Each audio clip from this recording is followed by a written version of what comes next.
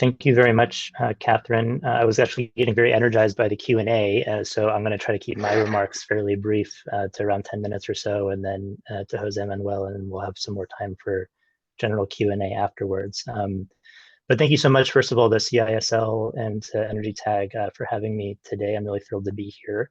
I lead global clean energy advocacy for Google, and I'm going to spend 10 minutes basically talking about Google's journey over the last few years through our own energy procurement and energy strategy for how we supply our operations in the direction of greater granularity that Killian has been talking about with respect to the greenhouse gas protocol. So a lot of what I talk about here will no doubt be familiar because of the presentation that just came before. So if you can go to the next slide, please. Thank you. So I mentioned that we've been on a journey for quite some time. We actually signed one of the first non-utility corporate power purchase agreements for renewable energy back in 2010. It was a 115 megawatt wind farm in Iowa. And in 2012, we set a goal for ourselves to reach 100% renewable energy matching on a global and annual basis, which is a goal that many companies today have for their operations. Also is memorialized in organizations like RE100, which we are also members of. And much to our surprise and excitement, in 2017, we actually met that earlier goal of matching 100% of our annual global electricity consumption with purchases of renewable energy, primarily through power purchase agreements. And that's a goal that we've continued to meet every year since, even as you can see on the slide, our electricity demand has grown really significantly in the last few years. And overall, we have over 10 gigawatts of renewable energy contracted around the world, primarily wind and solar projects in some in the Asia Pacific region, many in Europe and the US, and also Latin America, and particularly in Chile. So we've been doing a lot of work to deploy new renewables onto the grid through our purchasing. And also the broader corporate sector has done tremendous work to move in that direction as well. So we've seen over 150 gigawatts of renewable energy PPA contracts signed by companies in the last 10 years. And every year it seems to be setting new record numbers, which is exciting, and which is all sort of part of the success of this original voluntary market framework that was created around the greenhouse gas protocol to give companies credit for purchasing clean energy. Next slide, please.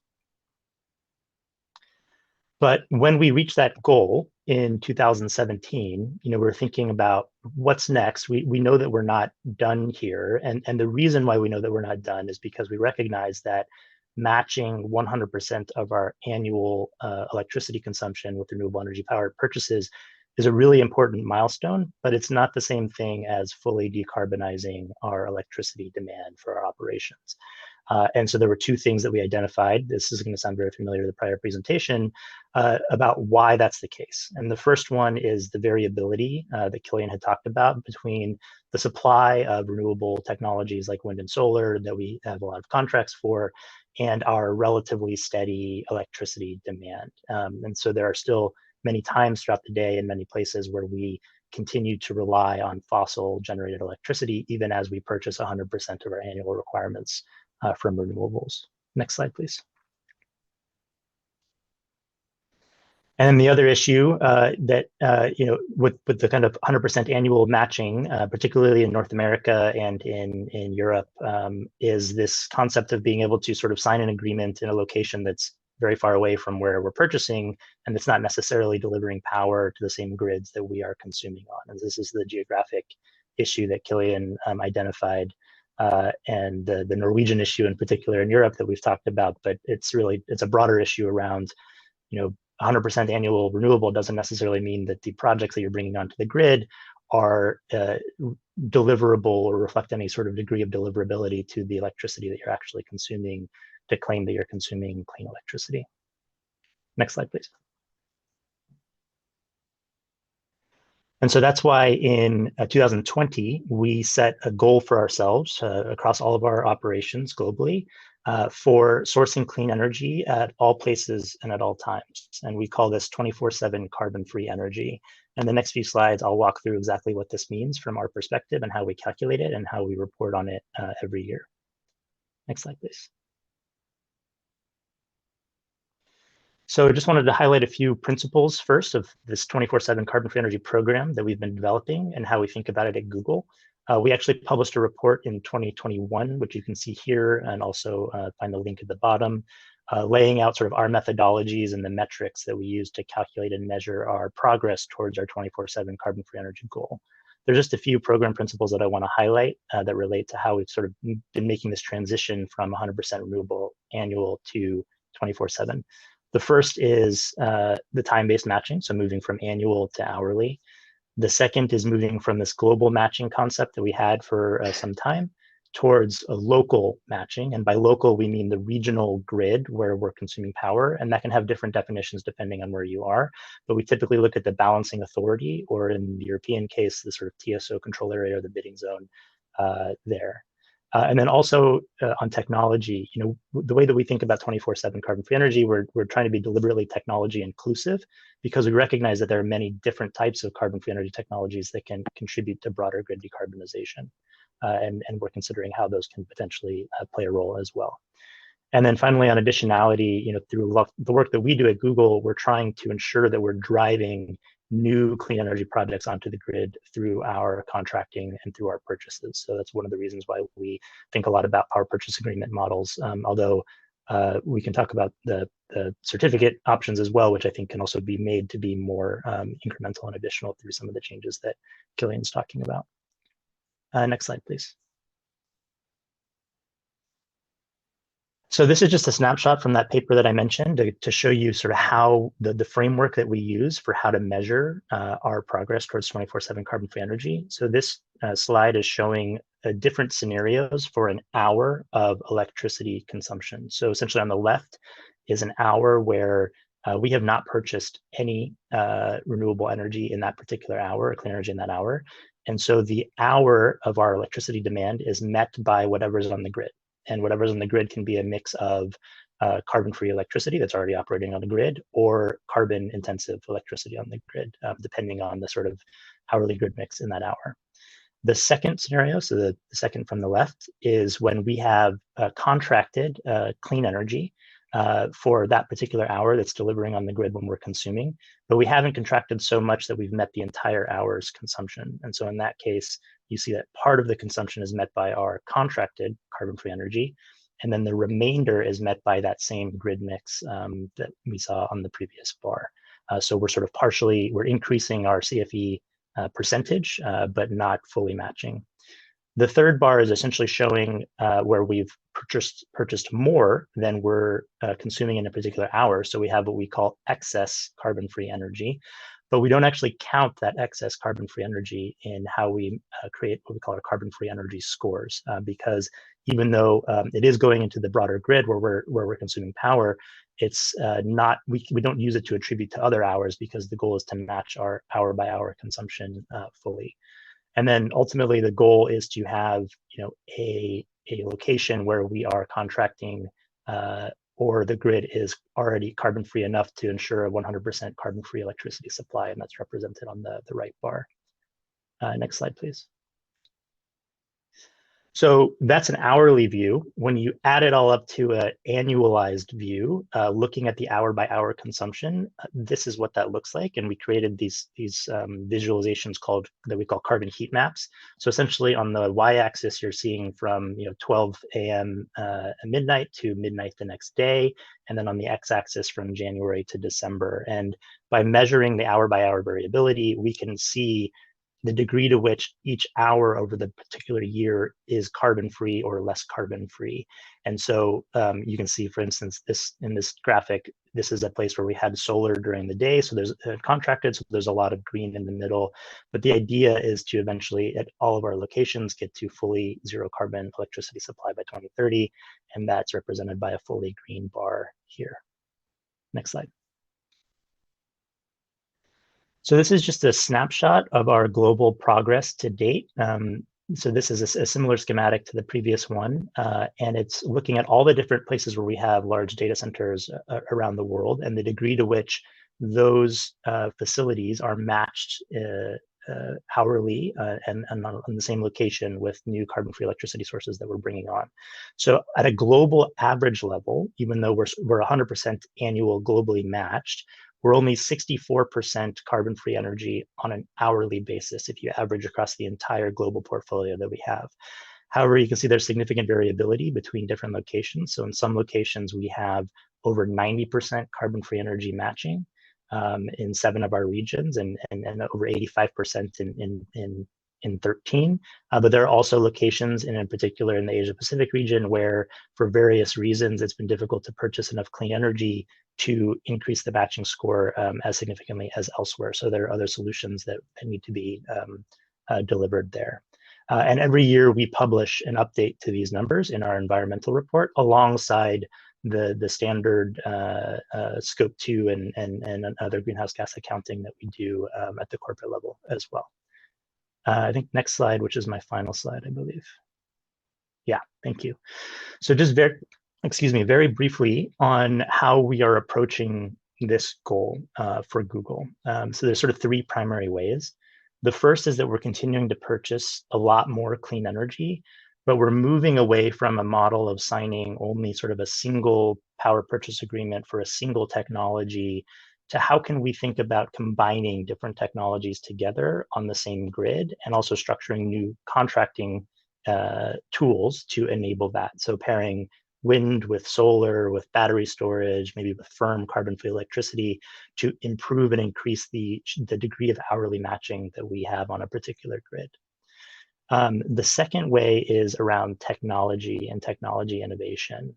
And so we're thinking a lot about what are the technologies beyond wind and solar, which are already very commercially available today, that we might need to scale to help reach this goal. And one example is we signed the first corporate agreement for a next generation geothermal technology project in the United States, which has since become commercially operational. And we see a lot of promise in that type of a technology to provide around the clock clean energy generation. And then finally, on policy, we're doing a lot of work with other companies, with other industry associations, with organizations like EnergyTag to promote the policy frameworks that enable this 24/7 carbon-free electricity approach, not just for Google, but more importantly for other companies that may have less resources today to go out and do this. And so that includes things like supporting advocacy on the hydrogen topic that Killian mentioned and that Jose Manuel is going to dive into right after my presentation. So I'm going to pause there because I went a little bit over 10 minutes, and I'll take your questions after Jose Manuel's presentation so we can keep moving. But thank you very much again for the opportunity. And Jose Manuel, over to you. Okay, now it's my turn. So it's a pleasure being invited to be here and explain what we are doing at EDP, renewables in the field of the hydrogen. So next slide. In this first slide is just to give you a bit of a flavor of what we are currently doing in terms of projects that we are actually developing. EDP is present, at the beginning of the session, it was says 28 countries, but I think that it is actually 30 in this moment, so we are still growing. But of course, for developing hydrogen, we are focusing in some of the geographies. The team is still small. It has been created, the hydrogen team 3 years ago.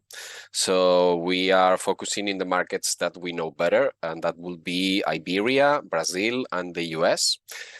In this moment, we have 2 projects. One, it's already been built and it's working. It's in Brazil. It's a small project next to a power plant, a coal power plant. That is also one of our key distinction is that we try to develop our projects in sites where we already were present with dirty technologies, in this case coal, and we will try to transform it into green hubs where hydrogen has most of the protagonism in most of the cases. This the other project that is under construction is in Portugal. We expect it to be to enter into into working in some months, and this is also a small project as well, but we think that these small projects will allow us to gain knowledge to scale up for the next level of projects that will be in the scales of between 5 megawatts and 100 something megawatts. That would be the second phase of projects that we are aiming at. Regarding some big numbers, we have a target that was announced publicly during one of the COP events, which is 1.5 gigas of capacity of electrolysis by 2030. To achieve that target, we have already 500 megawatts of projects in very advanced stage of development. We have been very active, particularly in Europe and in the Iberian market, trying to get public support for our projects. So we have several recognitions, including being a project of common interest, important projects of common European interest, which is different. It's another type of recognition. We have been awarded with several calls of recovery and resiliency plan in Spain and in Portugal, and also with other funding European programs. So we have already secured more than 200 million euros of funding, and we even expect for having more coming from the Spanish EPCI program that is still to be launched. So we have resources to develop our projects, and we expect that to comply with our targets by the end of this decade. So next slide. In designing our projects, we see that the sourcing of electricity, which will make more than 2/3 of the cost of producing hydrogen, has an important role, and also an important role has the incentives that are in place in geographies like in the US or EU. These incentives, normally we see that they require that the hydrogen that you produce proves that it really decarbonizes. So it is necessary to have PPAs or energy attribute certificates or renewable energy certificates. So you need a proof of what the electricity that is sources your electrolysis has a renewable origin.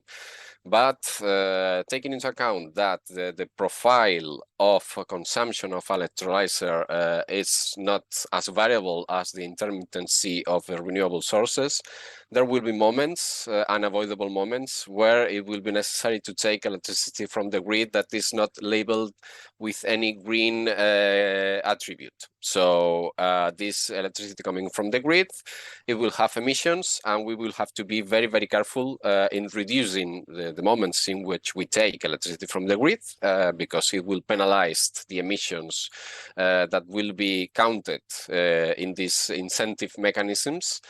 And of course, we will have to have an unstable load as possible, because our customers, until the hydrogen market is more developed and we have an interconnected network, our projects will be dedicated to 1, 2, perhaps 3 customers in the surroundings of our projects.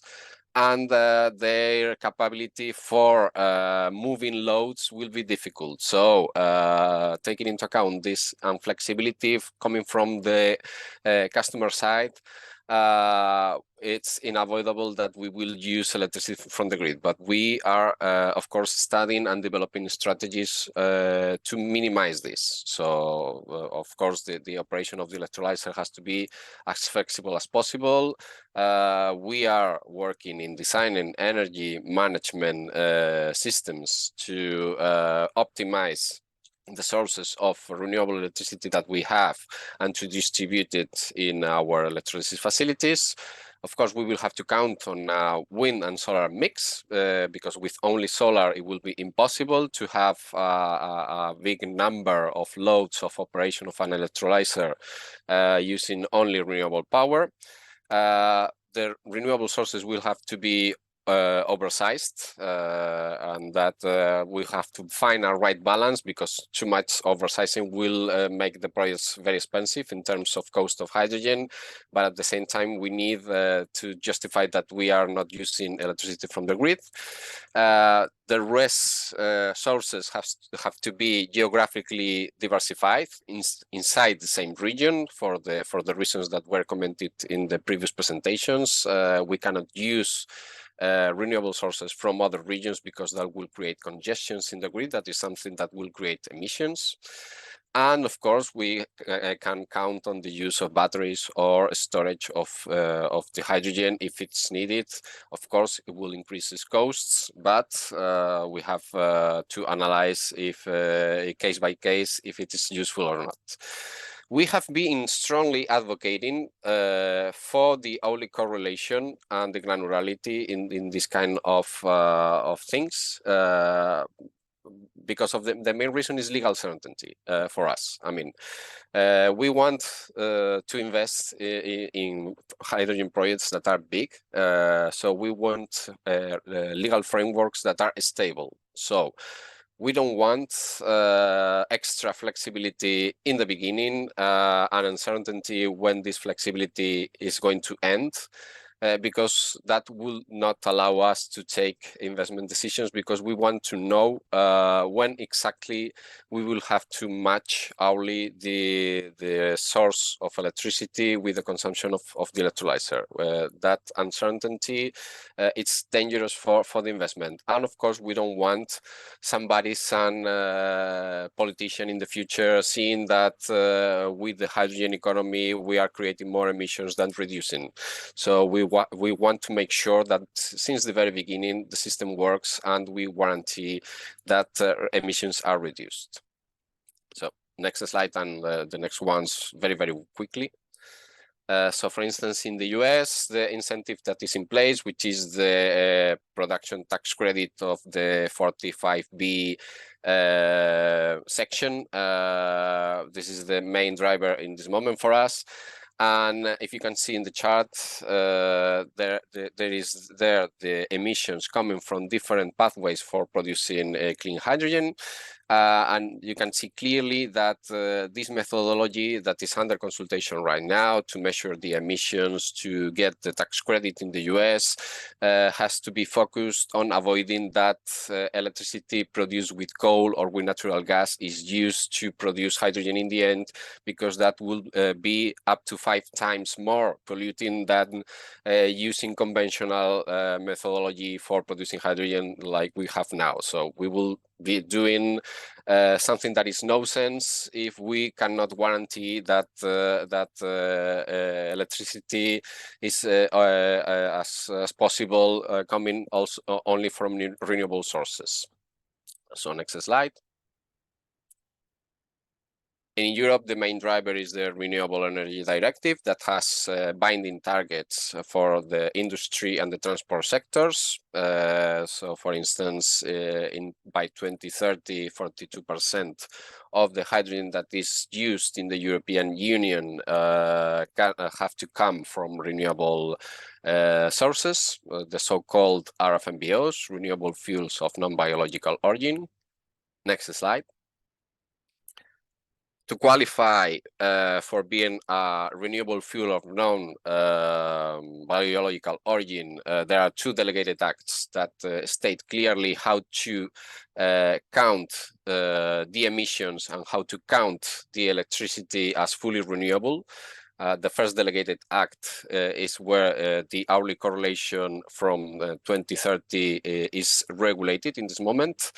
But of course, we have to be careful, because the delegated act states that by 2028, there will be a revision based on the experience coming from these first years of application of this delegated act. And we have to be alert that the ambition of hourly correlation by 2030 is not lost.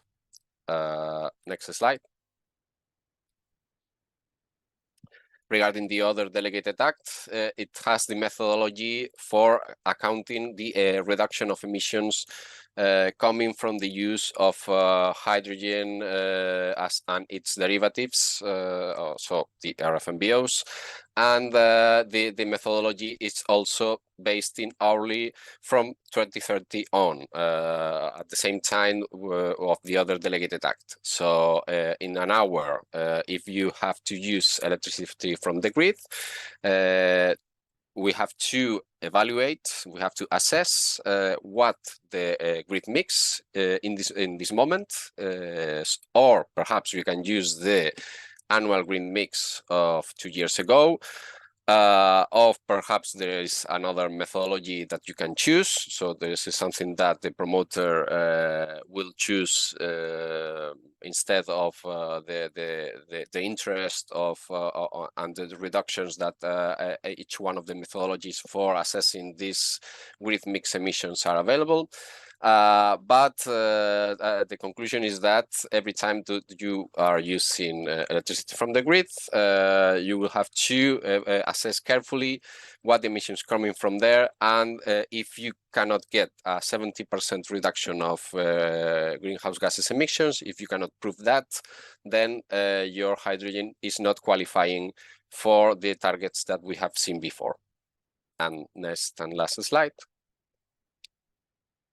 Apart from the Renewable Energy Directive, practically all the grant and incentives mechanisms that exist in Europe, like the recent EU Hydrogen Bank, they also have in their rules the obligation of only participate with hydrogen that is compliant with the Renewable Energy Directive. So hydrogen that has to have the hourly correlation in principle, and that has to prove the 70% greenhouse gases emission that is calculated in hourly basis, as we have seen before. So hourly in this moment, we have been advocating very hard, also with the help of Google and Kilian here, for this kind of solution for the hydrogen economy. But of course, we will have to be alert, because in the coming, the battle is not over. The model has to be reviewed in 2028. So we have to fight to keep the model as it is for legal certainty. Otherwise, the investments that we plan to do may be in risk. So I think that's all. Fantastic. Thank you so much, Jose Manuel, for that presentation. And thank you, Devin, for your earlier case study as well. So we'll move to Q&A now. And just to reiterate, we won't include the Q&A in the recording, but we will circulate some anonymized notes